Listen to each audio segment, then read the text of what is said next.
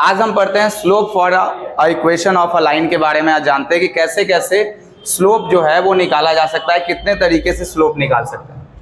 तो पहले slope from equation of A line में आप एक थ्योरी को पढ़ते हैं, उसके अनुसार से एक स्लोप जो होता है, स्लोप का मतलब ढाल होता है, ठीक है। अब किस किस तरह से फॉर्मेट बैठ रहा है उसको थोड़ा सा समझिएगा। जैसे ये एक्स एक्सिस हो गया और ये कौन सा एक्सिस हो गया, वाई एक्सिस हो गया। एक एक्स एक्सिस हो गया और एक जो है वाई एक्सिस हो गया, ठीक है। और यहाँ पर जब देखते हैं हम यहाँ से, तो एक लाइन जो है हम इन दोनों को कट करता हुआ खींचते हैं यहाँ पे। तो एक लाइन यहाँ से हम लेके आते हैं जिसका जो वैल्यू हम यहाँ पर देते हैं, जो कोऑर्डिनेट देते हैं, उसको हम लोग बोलते हैं एक्स और कितना वाई कोऑर्डिनेट बोलते हैं, ठीक है। इसको हम लोग एक्स वाई कोऑर्डिनेट बोलते हैं यहाँ पे। तो एक लाइन हम इस तरह से खींचते हैं स्लोप निकालने के लिए, क्योंकि स्लोप का मतलब ढाल होता है। समझ में आया?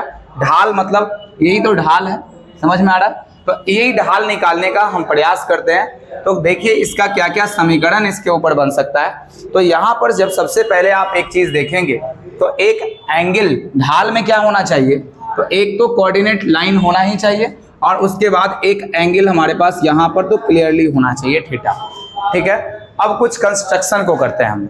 अब कुछ कंस्ट्रक्शन यहाँ पर ये करना पड़ेगा इसमें कि आप जानते हैं कि अगर हम कोई लाइन यहाँ से खींचना चाहेंगे, तो ये लाइन अगर आप यहाँ से यहाँ तक परपेंडिकुलर इस पे खींचना चाहेंगे, तो ये बताया गया होगा आपको पहले कि पिछले क्लास के अंदर आप देखे होंगे कि ये जो है वो किसके, जो लाइन आप खींचे हैं वो किस एक्सिस के पैरेलल खींचे हैं, तो वाई एक्सिस के पैरेलल खींचे हैं। तो अगर वाई एक्सिस के पैरेलल और एक्स एक्सिस पर परपेंडिकुलर खींचा जाए, दो तरीके से इसको बोला जा सकता है। या तो आप वाई एक्सिस के पैरेलल लाइन खींचिए, नहीं तो एक्स एक्सिस के क्या बोलिए, परपेंडिकुलर लाइन बोलिए। तो अगर कोई लाइन एक्स एक्सिस पर परपेंडिकुलर खींचा जाए तो उसका मान जो होता है वो कितना होता है, वाई। उसका मान कितना होगा, वाई होगा।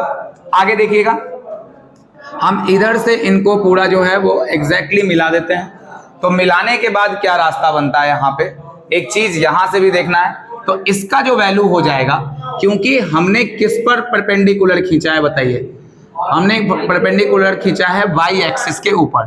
तो अगर वाई एक्सिस के ऊपर परपेंडिकुलर है तो इसका मतलब जो होगा, इसका वैल्यू कितना हो जाएगा, एक्स। यानी जिसके पर परपेंडिकुलर खींचा गया उसके अपोजिट वैल्यू के उसके लेंथ को मान लेते हैं। क्लियर हो गया? ये बात समझ में आ गया। अब और कुछ कंस्ट्रक्शन यहाँ पर करना है, क्योंकि हमें slope for equation of A line चाहिए।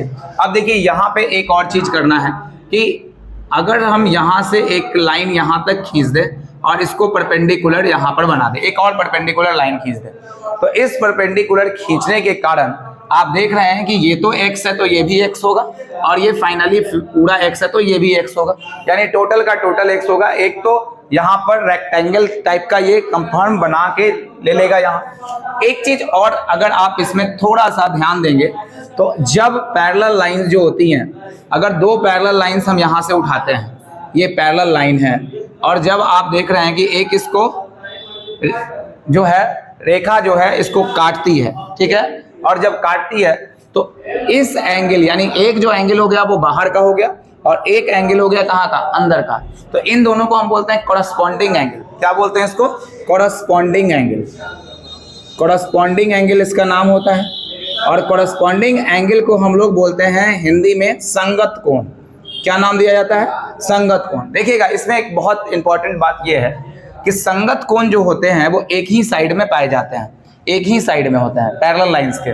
और अगर पैरेलल लाइंस के एक ही साइड में होते हैं तो एक बाहर होना चाहिए तो एक कहाँ होना चाहिए, अंदर होना, एक ही चाहिए साइड में। तो ये कॉरस्पॉन्डिंग एंगल, और ये दोनों आपस में बराबर होते हैं। जैसे अगर ये भी 60 डिग्री आप ले रहे हैं तो ये भी कितना हो जाएगा, 60 डिग्री हो जाएगा। एकदम क्लियर बात। आप जब इस वाले फिगर में कुछ ध्यान से देखेंगे, जब हम इसको थोड़ा सा आगे की ओर बढ़ा देंगे तो आपको वो बात नजर आने लगेगी इसके अंदर में कि यहाँ से यहाँ तक पूरा बढ़ाने के बाद आप देखेंगे कि ये इस लाइन को कट कर रहा है, ट्रांसवर्सल लाइन इसको कट कर रहा है। अब ये ट्रांसवर्सल लाइन कट कर रहा है तो बाकी चीज को आप यहाँ से नेग्लेक्ट कर दीजिए। तो ये यहाँ पर जो थीटा है और ये बाहर वाला एंगल है, आप देखिए इसके अनुसार से ये बाहर का एंगल है और ये अंदर का एंगल है। तो this is called corresponding angle होगा। और ये भी कितना हो जाएगा, तो थीटा हो जाएगा। ये दोनों एंगल जो होंगे वो कितने हो जाएंगे, थीटा और थीटा हो जाएंगे। ये इस बात का प्रूफ रहा। बात समझ में यहाँ तक आ गया। अब देखिएगा इंटरसेप्ट काट लेते हैं कुछ y से, तो y पर कुछ इंटरसेप्ट काटता है, तो C जो होता है y अक्ष पर काटा गया जो होता है वो अंतःखंड होता है, ठीक ना। तो हम यहाँ से y अक्ष पे एक अंतःखंड काट लेते हैं और इस अंतःखंड का नाम जो है हम क्या बोलते हैं, इंटरसेप्ट मतलब क्या होता है, अंतःखंड। तो हम y एक्सिस पर एक अंतःखंड काट लेते हैं यहाँ से यहाँ तक का, इसका हम लोग नाम कितना दे देते हैं बताइए, C दे देते हैं। कितना नाम देते हैं, C दूरी पर y एक्सिस से हम क्या काट लेते हैं, इंटरसेप्ट काट लेते हैं, यानी यहाँ पे हम लोग इंटरसेप्ट बोलते हैं, इसको क्या बोलेंगे, इंटरसेप्ट। इंटरसेप्ट का मतलब क्या होता है बताइए, बाई अंतःखंड, क्या बोलते हैं इसको, अंतःखंड बोलेंगे। तो y एक्सिस पर ये काटा गया, अगर ये C है तो इसके पैरेलल में ये भी कितना जाएगा बताइए, C ही जाएगा, ये पैरेलल में क्या चला जाएगा, C चला जाएगा। अब यहां से थोड़ा सा समझना है, इस लेंथ को हमने पूरा यहां से यहां तक के लेंथ को हमने पूरा कितना मान लिया है बताइए, पूरा y मान लिया, यानी यहां से यहां तक का पूरा लेंथ हमारा कितना है, y है, टोटल लेंथ y है। अगर ये टोटल लेंथ y है और यहां से हमने c माना है, तो ये वाला हमारे पास कितना होगा, y माइनस क्या होगा, c होगा, y माइनस क्या होगा, c होगा। और जब आपको ये बात पता चल गई कि a थीटा दिया हुआ है, तो ये क्या होगा, लंब, और ये क्या होगा, आधार, यानी परपेंडिकुलर हो जाएगा, और ये क्या हो जाएगा, बेस हो जाएगा। तो इस आधार पर, परपेंडिकुलर और बेस के आधार पर हम ऐसा कह सकते हैं कि हम इसमें tan थीटा लगा सकते हैं, और tan थीटा स्लोप ही फाइंड करना है ना, तो स्लोप तो ये होगा ना। तो देखिए अगर हम tan थीटा फाइंड करेंगे यहाँ से, तो tan थीटा, अच्छा स्लोप किन किन बातों पर डिपेंड करेगा ये भी बात चर्चा में लाते हैं। स्लोप जो डिपेंड करेगा वो तो या तो इन पर डिपेंड करेगा, यानी कि सरफेस कैसा है, और इस वाले पे, यानी कि कितनी दूरी पे गए हैं। अभी थोड़ी देर में इसको और क्लियरिटी में हम लाएंगे। तो tan थीटा का जो मान हो गया वो आप जानते हैं कितना हो गया, ये एक अलग से अगर ट्रायंगल बना ले तो कुछ इस तरह का ट्रायंगल आपके सामने बन के आएगा, ये थीटा हो जाएगा, और ये बनेगा कितना बताइए, x, और ये कितना बनेगा, y माइनस कितना, c। तो अगर हम tan थीटा इस ट्रायंगल के अंदर लगा दें ट्रिगोनोमेट्री के अनुसार, तो tan थीटा लगाने के बाद क्या आ जाएगा, y माइनस c बटा कितना हो जाएगा, x हो जाएगा, ठीक है। अभी कुछ देर के लिए आप एक बात को याद रखेंगे कि हम y को क्या मान सकते हैं, ठीक है। यहाँ पे कुछ देर के लिए आपको यहाँ पर ध्यान रखना है, और ध्यान कौन सा बात रखना है कि हम y बराबर, ठीक है ना, यहाँ पर y को नहीं, यहाँ पर हम tan थीटा को कुछ देर के लिए कितना मान लेते हैं, tan theta is equal to कितना मान लेते हैं, m।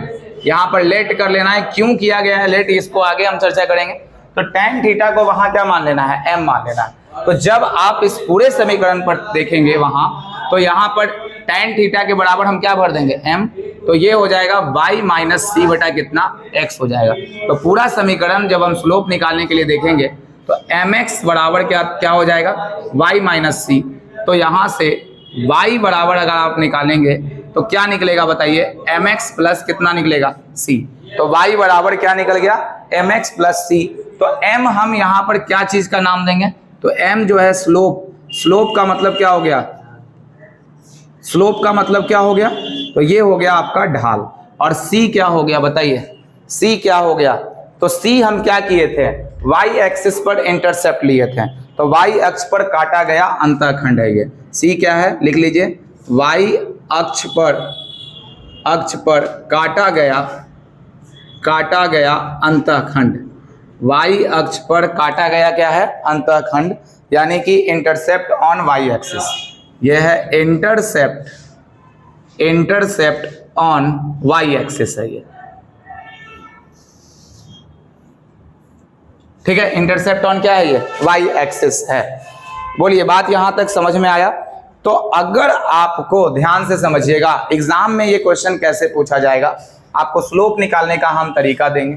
तो वहां पर अगर एग्जाम में इस तरीके का समीकरण आपको नजर आएगा, या क्वेश्चन में बोलेगा कि स्लोप निकालिए, क्या निकालने के लिए बोलेगा, स्लोप यानी ढाल निकालिए, यदि देखिएगा, यदि y अक्ष पर काटा गया अंतःखंड यानी इंटरसेप्ट ऑन जो y एक्सिस है वो दिया गया है, और आपको यहाँ पर x का वैल्यू दे दिया जाएगा, तो आप कितने आराम से वहां निकाल सकते हैं, y का ये दोनों वैल्यू दे दिया जाएगा और इंटरसेप्ट ऑन y एक्सिस दे देगा, तो आप क्या स्लोप वहां से नहीं निकाल सकते हैं?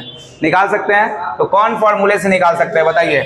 y बराबर mx प्लस c से आप कन्वर्ट वहां पे कर सकते हैं। बोलिए क्लियर है कि नहीं है यहाँ तक? आ गया बात समझ में? चलिए नोट करिए इसको।